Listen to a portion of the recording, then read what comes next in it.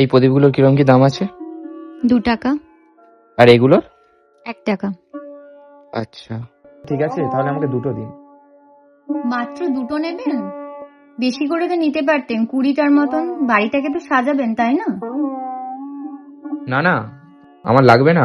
এই তো এগুলো আমি নিয়েছি, মা বললো তাই এগুলো নিতে, তুমি দুটোই দাও। আচ্ছা ঠিক আছে তাহলে।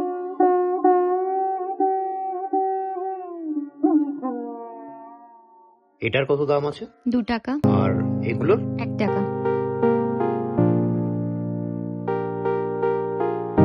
তাহলে এক কাজ করো, এটা আমাকে 50টা দিয়ে দিন। আচ্ছা ঠিক আছে। আজকালকার দিনে কেউ 50টা প্রদীপ নেই।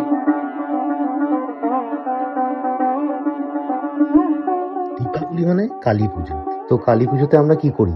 প্রদীপ জ্বালাই। টুনিলাইট কি চায়না প্রোডাক্ট? তাহলে আমাদের নিজেদের দেশের প্রোডাক্ট ইউজ না করে কেন চায়নাকে বড়লোক করব? দীপাবলির হচ্ছে এটা পুরনো ঐতিহ্য। যদি না আমরা এটাকে ইউজ করি তাহলে তো এটা আস্তে আস্তে হারিয়ে যাবে, তাই না?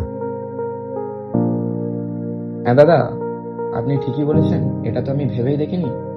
আচ্ছা ঠিক আছে, তাহলে আমাকে 50টা প্রদীপ দিয়ে দিন। আচ্ছা ঠিক আছে।